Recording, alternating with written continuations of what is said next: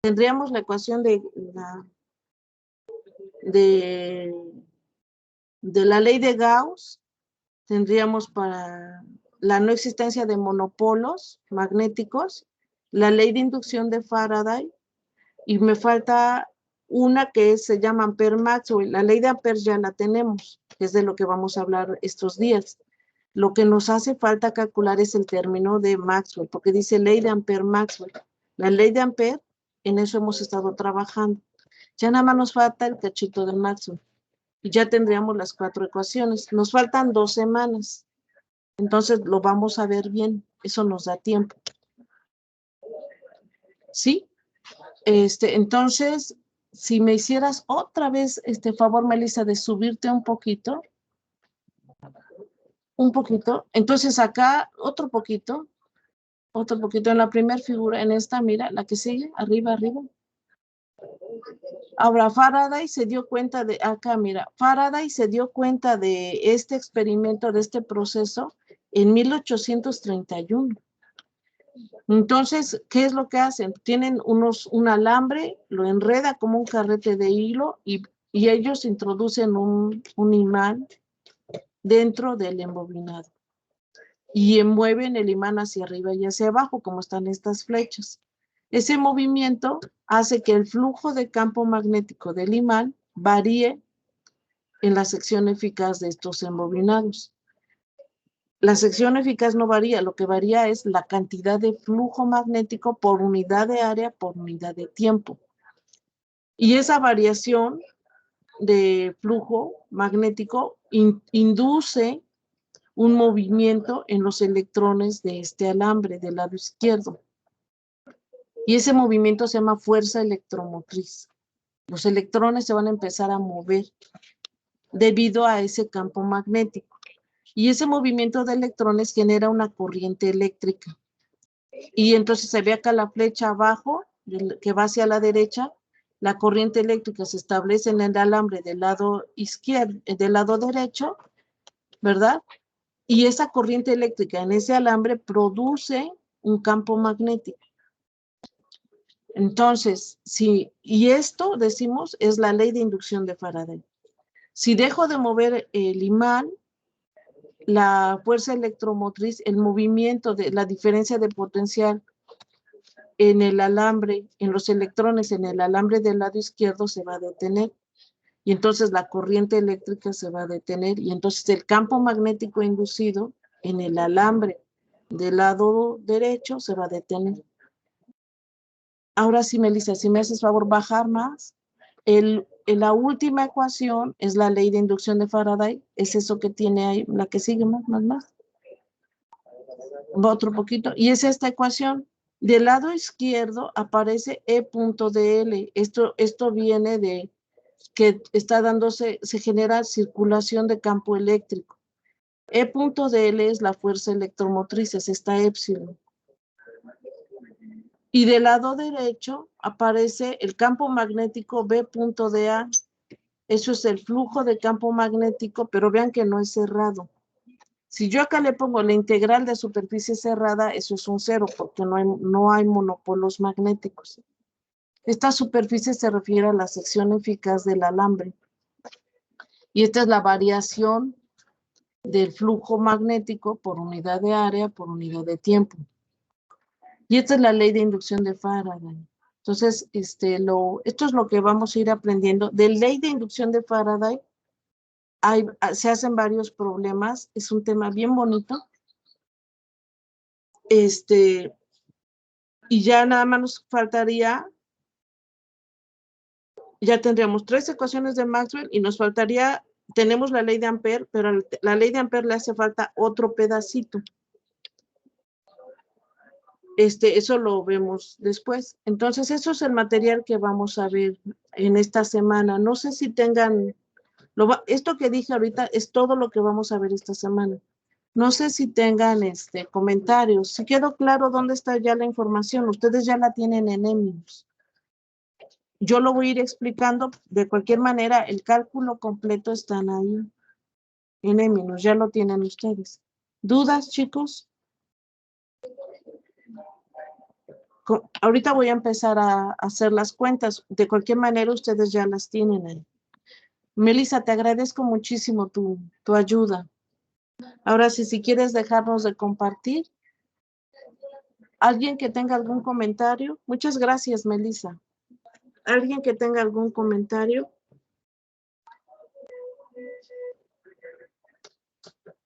Yo me imagino que andan bien agobiados de tarea porque pues todos estamos dejando mucha tarea. Pero este material ya es muy intuitivo, es muy bonito, se puede ir aprendiendo rápido. Entonces vamos a empezar.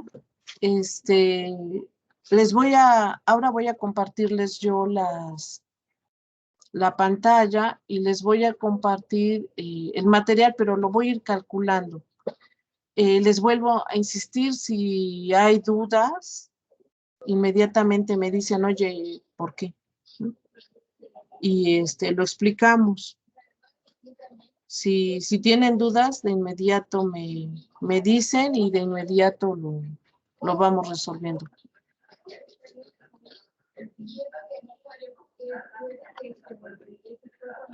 ¿Dudas, chicos? Es que no me dice nada, no sé si me van siguiendo o les voy generando más dudas, chicos. No, profesora, no por ahora. Ajá. Gracias, Cristian. Entonces, voy a continuar.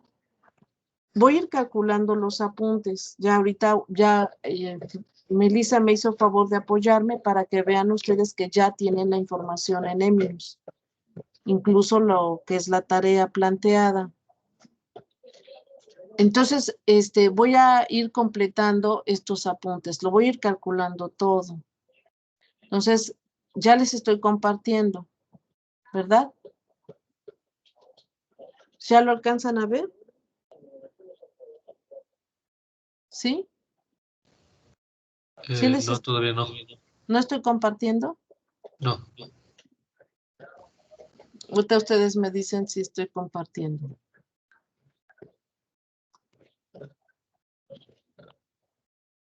Fíjate que no me pone la flechita de que estoy compartiendo. Ya se ve. Ah, perfecto. Muy bien. Entonces, les repito, esto que estoy mostrando viene en los apuntes. Está en los apuntes, en los apuntes 14.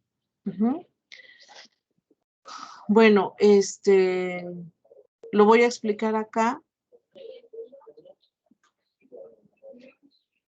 Lo voy a explicar acá. Ya está, lo voy a explicar acá. Entonces,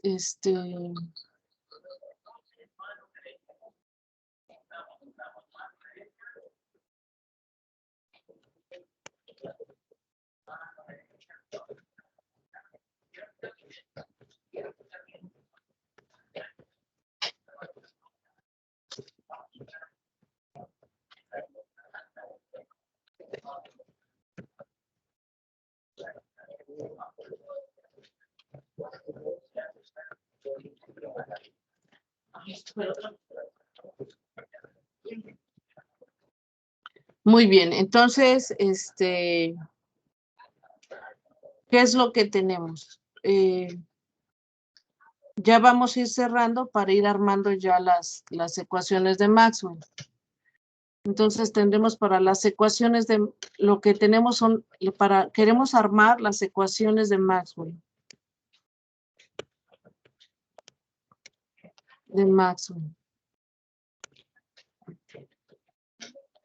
Entonces, la primera ecuación que conocemos es la integral de superficie cerrada de punto ds. Esa es la primera ecuación que conocemos. Es la ley de Gauss. Y esta es igual a carga entre epsilon 0. Sí, esta es la ley de Gauss. La ley de Gauss. Tenemos dos teoremas que ya conocemos. El teorema de Gauss. El teorema de Gauss me dice, si tú tienes un campo vectorial F, este F es un campo vectorial, es un campo vectorial F cualquiera, la integral de superficie cerrada de este campo vectorial punto ds, acuérdense, el teorema de Gauss, ¿qué me dice esto? ¿A qué es igual? La integral de superficie me la transforma ¿en quién? Integral de volumen. En una integral de volumen y acaba la divergencia de este campo vectorial.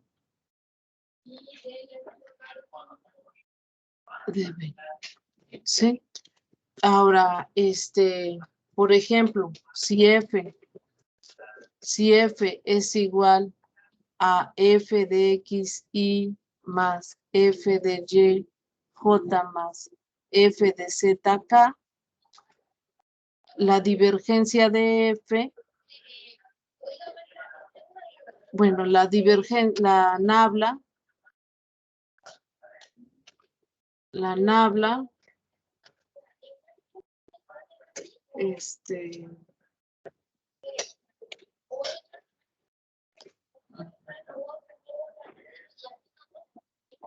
lo voy a poner acá. La nabla es un vector y esta es la derivada con respecto de X, Y más J, la derivada con respecto de Y, más K, la derivada con respecto de Z.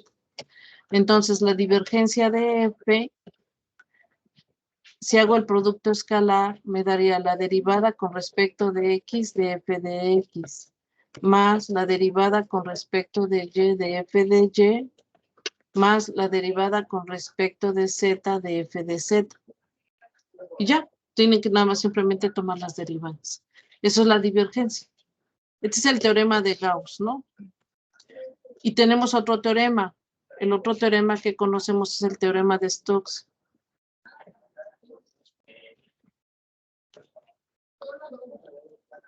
El teorema de Stokes me dice lo siguiente. Pero esto creo que ya lo habíamos visto.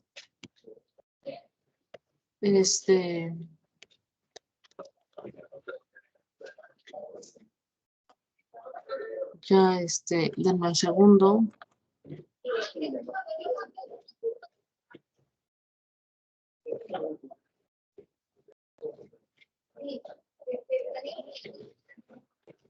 Entonces, acá está. Este sería el teorema de Stokes. Y el teorema de Gauss es este, y el teorema de Stokes también lo tenemos. El teorema de Stokes me dice la integral. El teorema de Stokes. Esto ya lo vimos, ya hicimos algunos, bueno, físicamente, ¿qué me refiere? El teorema de Stokes me dice la integral de contorno cerrado de un campo vectorial cualquiera, punto DL, me dice esto es igual a la integral de superficie, pero no es cerrada, del rotacional nabla cruz F. Como este es un vector y del lado izquierdo yo tengo un escalar, a esto necesito aplicarle un producto escalar de S. Para que yo tenga en ambos lados un escalar. ¿Sí queda claro? Pero esta superficie no es cerrada. Para que lo recuerden, tenemos un alambre, que es un alambre con corriente, que va hacia arriba. Entonces, si la corriente va para arriba, el campo magnético da vueltas. Esta es la ley de Ampère. Con eso siempre lo van a recordar. Ley de Ampère. Entonces, este campo magnético da vueltas alrededor de este alambre.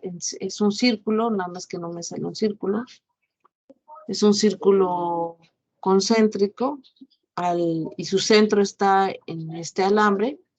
El campo magnético da vueltas de manera tangente a esta trayectoria aparece y este círculo tiene radio R. Entonces esto me genera una superficie. Este es el contorno y este contorno encierra esta superficie. Este es el contorno y esta es la superficie, ¿sí? No es superficie cerrada. Este es el teorema de Stokes. Nabla Cruz F, por ejemplo, Nabla Cruz F de su curso de cálculo se escribe como un determinante, es lo más fácil, poner IJK, la derivada con respecto de X, la derivada con respecto de Y y la derivada con respecto de Z, me quedaría F de X, F de Y y F de Z. Y ya, esto ya lo saben sacar, ¿verdad? El producto es el producto vectorial. ¿Alguien que me quiera ayudar? ¿Qué me va a dar este producto vectorial? Por menores me daría I por ¿quién?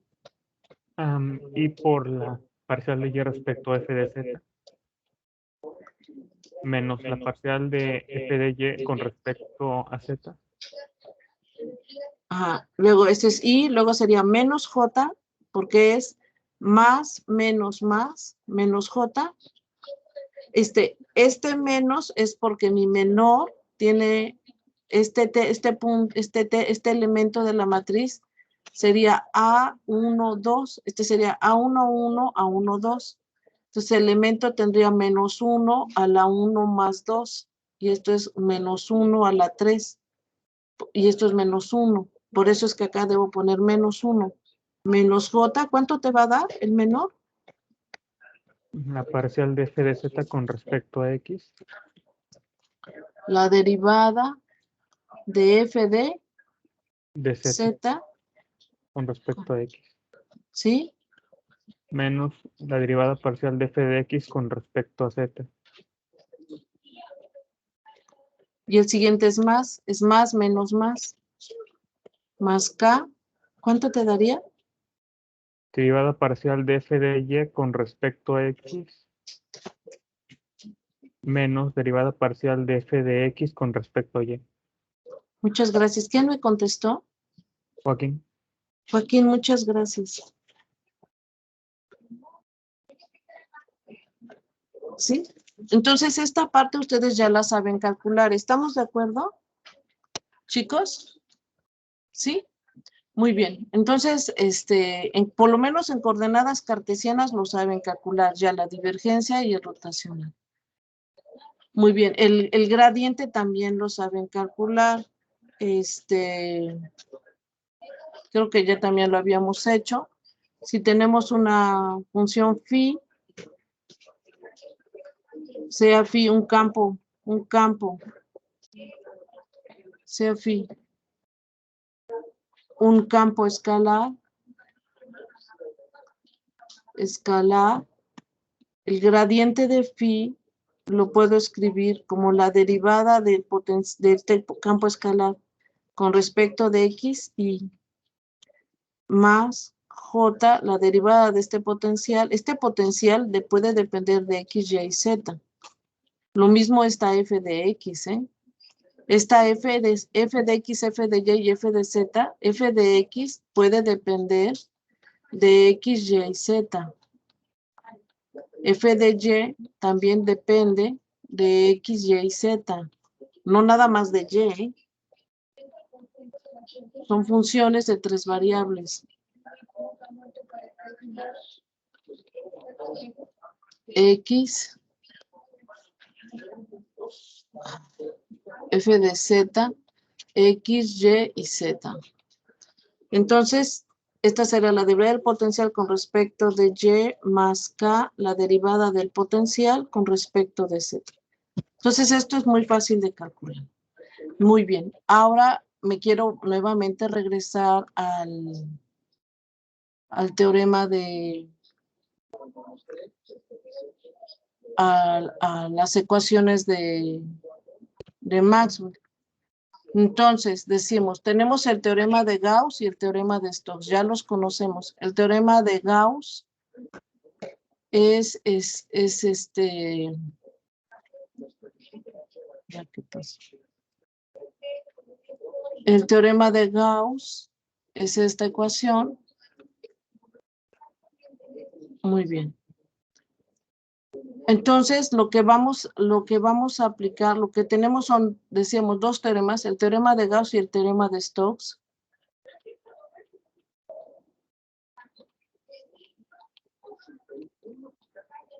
El teorema de Stokes me dice la integral de contorno cerrado f.dl es igual al rotacional. Esto es un vector, vean, lo acabo de calcular.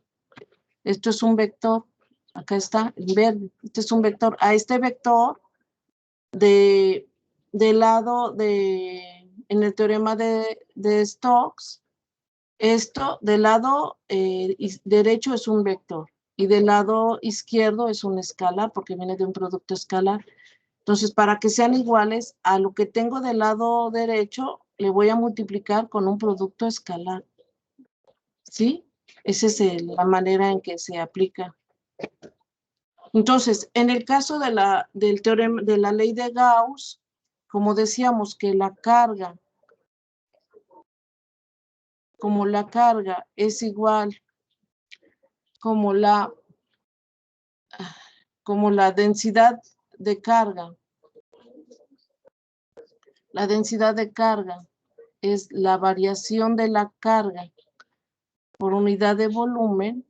Entonces, la variación de la carga es igual a ρ de B.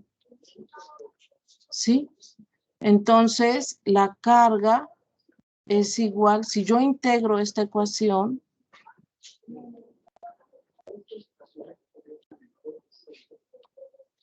del lado izquierdo esto es la carga. Entonces, la carga es igual a la integral de ρ de B. Esta es una integral de volumen, le pongo B para que no se me olvide. Entonces, esta ecuación, la integral de superficie cerrada de E.ds, ya dijimos, es carga entre epsilon 0. En lugar de poner carga, voy a poner la integral de ρ de B. Ahora, al lado izquierdo le voy a aplicar el teorema, vean, tengo dos teoremas, el teorema de Gauss o el teorema de Stokes.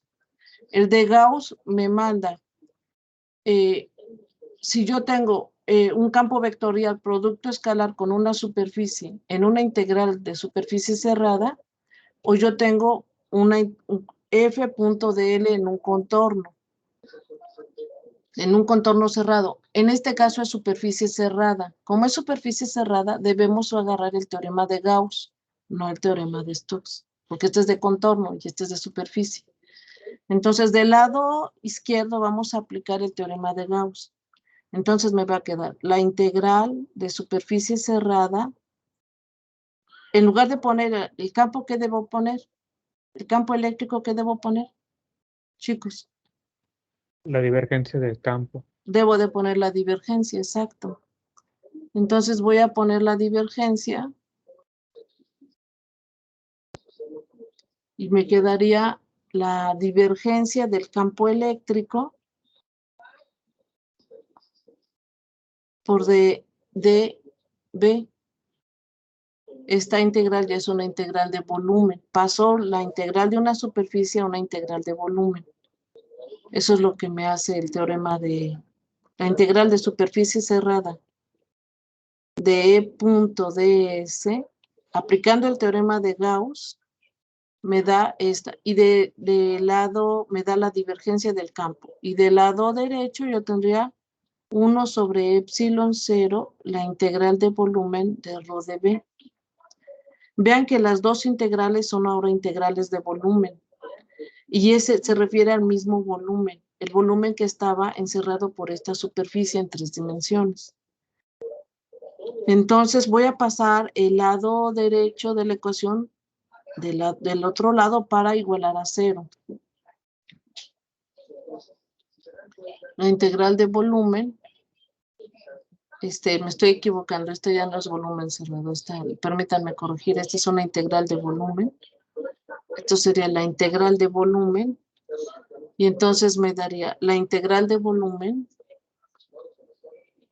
la integral de volumen de la divergencia del campo por dB menos 1 sobre epsilon 0, la integral de volumen de rho dB, igual a 0. Como las dos integrales son de volumen, las puedo, puedo factorizar.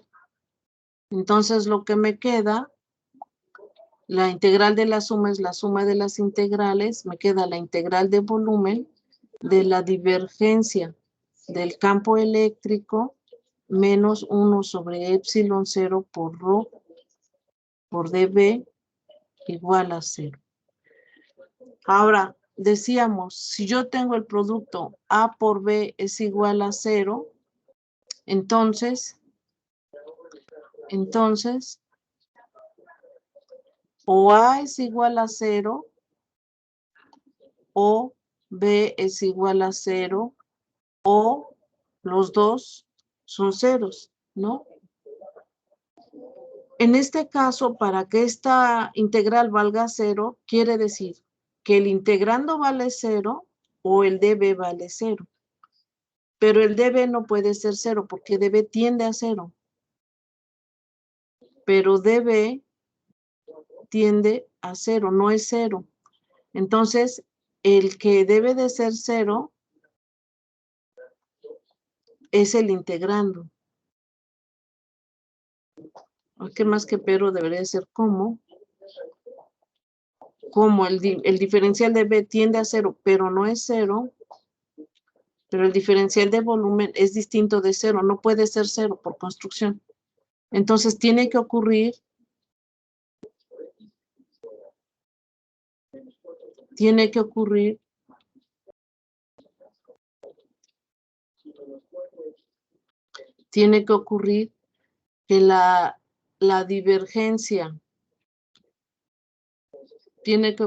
que la divergencia del campo eléctrico menos 1 sobre epsilon 0 por rho es igual a 0. Es decir, que la divergencia del campo eléctrico es igual a rho sobre epsilon 0. Estas dos ecuaciones son iguales. Esta ecuación esta es la ley de Gauss. Esta es la ley de Gauss. Son la misma, solo que la primera ecuación está en forma integral. Está en forma integral.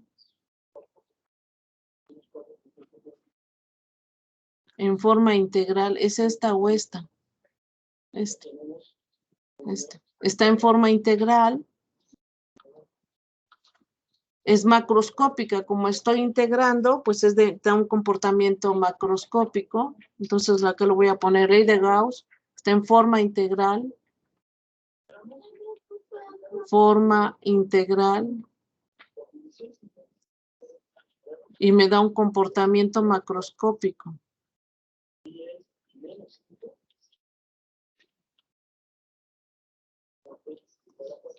Macroscópico. Y la ecuación que estamos obteniendo acá abajo es esta es la ley de Gauss en forma diferencial. Ley de Gauss está en forma diferencial.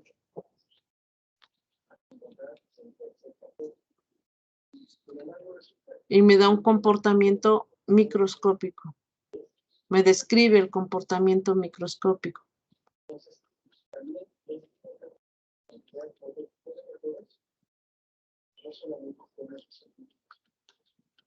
¿Sí?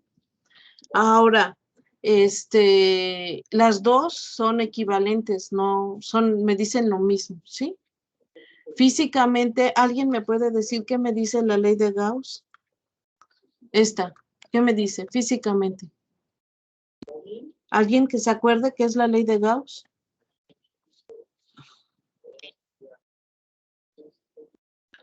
¿Se acuerdan? ¿Qué me dice físicamente?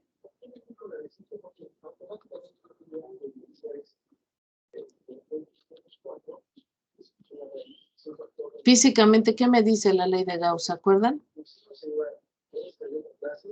Chicos, Mide la carga encerrada Oh.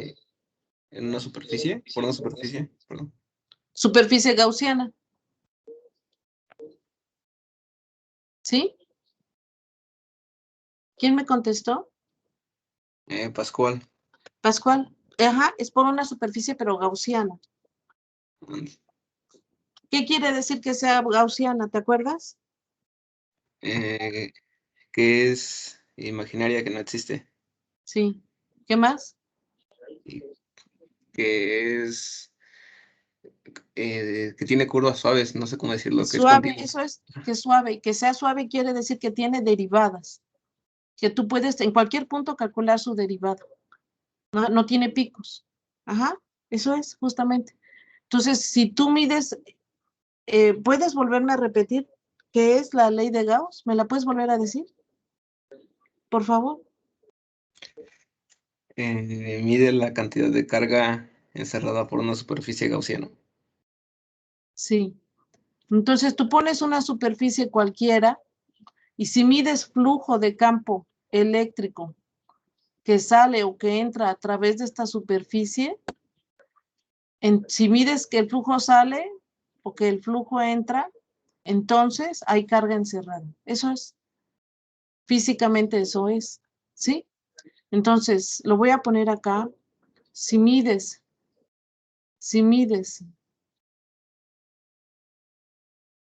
flujo de campo eléctrico,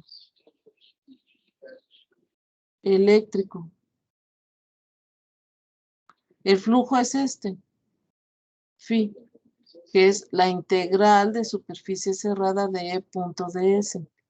Si mides flujo de campo eléctrico a través de una superficie cerrada gaussiana,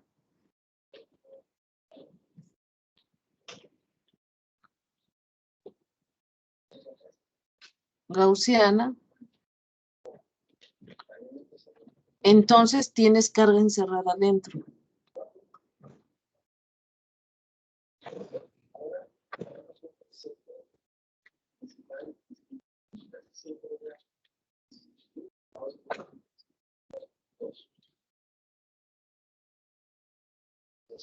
Muy bien. Ahorita ya detengo la grabación, nada más quiero terminar esta parte. Y entonces, ¿qué me dice esta ecuación? La forma diferencial, ¿qué me dice? Físicamente, ¿se acuerdan qué me dice? La fuente del campo eléctrico son las densidades de carga. Claro, gracias. ¿Quién me contestó? Joaquín. Joaquín, muchas gracias. Esa es la respuesta. Las fuentes de campo eléctrico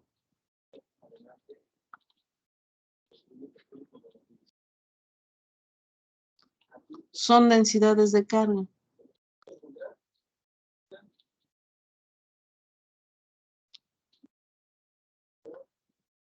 Sí, eso es. Acuérdense, la divergencia de E me puede dar o fuentes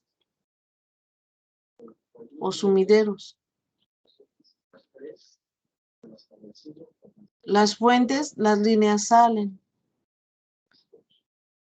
En los sumideros, las líneas entran. ¿Sí? Como este ejemplo que está acá arriba. Justo como estaba acá. En este caso, si las líneas salen, es que hay una fuente adentro. Si las líneas entran, es que hay una fuente dentro. Puede ser otra situación que tienes una superficie y todas las líneas salen y entran. Entonces, ahí pues no tienes carga encerrada. ¿Estamos de acuerdo? ¿Sí? Muy bien, voy a parar la grabación para que tengan tiempo para anotar. De esta parte que ahorita vimos, ¿dudas? ¿Dudas? Ahora qué hice, a ver si no ya lo borré.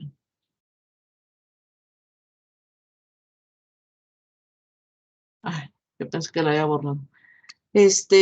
¿Dudas, chicos?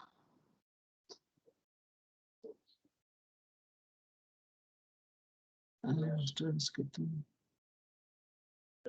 ¿Dudas, chicos? ¿Algo que no, que tengan comentario o algo? Voy a detener la grabación para que puedan anotar.